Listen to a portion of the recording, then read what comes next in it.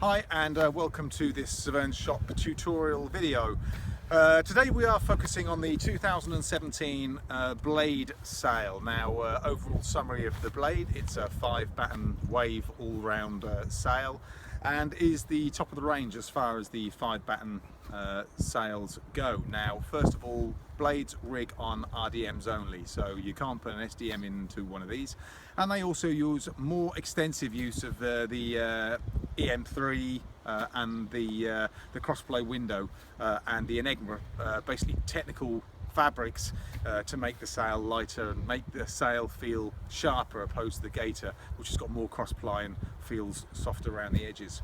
So who will use a blade? A blade will be used for any blaster who's blasting about in small waves, feels really sharp and tight, and power comes in and out really nice and sharply. So if you like a nice sharp sail that delivers power in a punchy way, delivers it in a very even way, but nice and punchy, blade is the one that you want. So how do we go about rigging it up? First thing we bear in mind is all blades have a fixed head. So you can see here, so you've got to think about the investment you're going to make on your mast. You can't go sticking in a mast way too long, which is going to have that much at the bottom, unlike the gaiter, which have adjustable heads.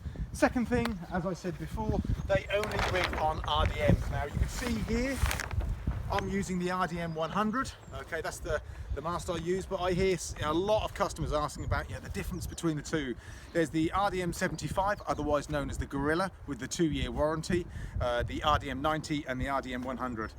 Basically what you'll find is the 90 and the 100 give higher levels of performance, and performance is not measured in necessarily weight, although weight does come into it. It's also measured in how fast the mast reflexes back. So I've got a 100 here. The second mast, the reserve mast that I use, are Gorillas, but we sell a lot of 90s. 90s is a nice compromise on price versus performance. Okay, so the fabrics on a blade. What we're looking at is the EM3, which is this stuff here. Okay, super light, doesn't stretch, so it gives the sail a really sharp feel. Then we have the cross ply in the window, which gives that slightly softer body to it. But the things I want to point out on this is the double sewn seams. All these, okay, they're basically double sewn to give extra strength. This sail is designed to be strong, and see how they've cut down on the number of seams. They don't want seams where they don't need them, which is what makes this sail light. Okay. Next, on to how to rig it. Okay, so when rigging any Severne mast sail, the first thing you do, pull back. There is the little pocket which you have for putting your line into. We're using a Severne alley extension. Use a proper Severne extension. It lines up with the pulleys, making your life easier. The amount of sailors I see who fanny about with the wrong extension, and also a cheap extension where the pulleys don't work, just making their life so much more difficult. So you're going from the front to the back at the top, and from the back to the front at the bottom. And once we've done that, thread through here. So what we have here is perfectly aligned lines, making the pull down process a lot easier. Now I've got super weak hands, so I use a puller anyway. So what we've done is, on here we've got extension 6 on a 400 mast, and this is now extended to 6, so we should now downhaul it down. So with our extension on 6 and we've threaded it up, all we've got to do is just pull all the way down. Take this up a touch further, and we're basically looking to pull the pulleys right to the bottom. It's not super hard work, especially if you use the proper extension. There we go.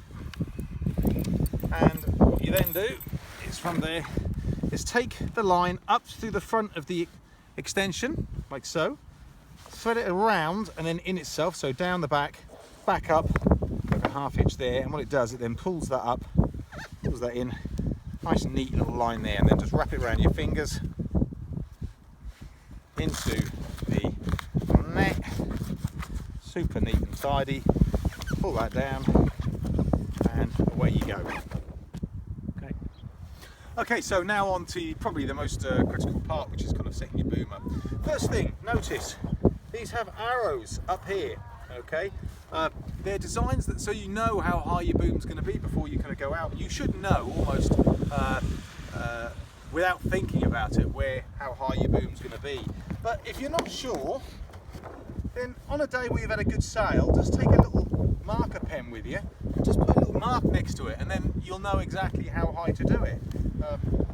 Okay, second thing we've just noticed is I'm using an Enigma boom, and I cannot say how good they are. I know they're a lot of money, but you buy it once, and I'm telling you what, it's well worth the money. But the main thing is also with the Severne booms, look how easy it is to hook it in.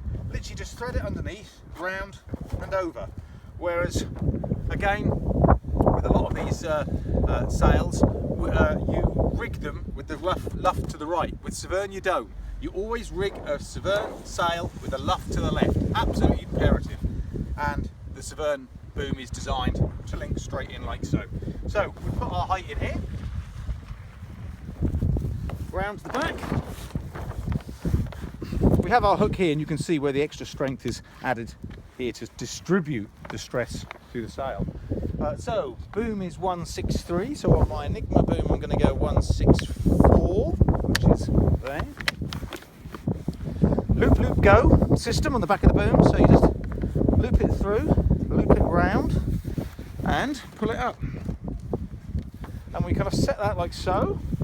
We've now rigged our sail, and now's the most important bit, because if you spend an extra 5 minutes tuning your sail on the beach, you won't have to do it on the water, and that's why the good sailors are out longer, because they just spend a couple more minutes and they learn each time about rigging their sail. They're not afraid to put a mark on there to tell them maybe where the sail is slightly different from what the measurements on here say. They measure things up so they can repeat it quickly and efficiently, therefore getting on the water better. So what we're going to do is, if I just come around that side, we swap over. So what we're looking at is we're going to judge how the sail looks, and the first thing you can see is here is the looseness in the leash. Okay, this is how the sail is designed to be set. We don't want it baggy all the way down here. And the other thing is, don't rig your sail to look good on the beach. We are not interested in the slightest what it looks like on the beach. We want it to perform on the water. So there we have a nice loose leash, and if we then simulate a gust, what actually happens is you can see that comes in, the bottom flattens out, pushing the air through this loose leash here, bending off, and then flicking back here, opening this exhaust back up again, so you've got a lovely airflow going in, around and out. Okay, as far as I get a lot of questions with regards your battens and how much it overlaps, look at these here. Okay, these actually just fall short of the RDM mast here. Okay, they're falling short, and here is your Dacron. This bit here is where a lot of the power is generated, because it doesn't stretch, you see, so actually that's where the power comes. So you know, we're not looking for this to overlap behind the mast and stick out. We want it just here. That's nice. That's a nicely set sail. So there we have that. If you're going to get overpowered, then we'll do most of the adjustment on the outside here, and we'll basically kind of add a bit of outhaul, flatten the sail off, as you can see, look, on there. Okay, and that will give you a tetchier feel, so for aerials and manoeuvres and things like that. This nice flat feel gives you power on quicker and sharper. And then if you're in a low wind situation, you're underpowered, then you're going to let that out like so, giving more belly to the sail, therefore more power. Now, for those who aren't particularly clear about that, quick way of checking your sail, whether you've got enough power, is if you set your sail up, you tuck it right under your arm. This must be tucked right under. Your arm must be straight, and you push down. You should just be able to touch the boom on the bottom here. If you can just touch it with a bit of push, that's set to neutral, and then you add or reduce the outhaul from there.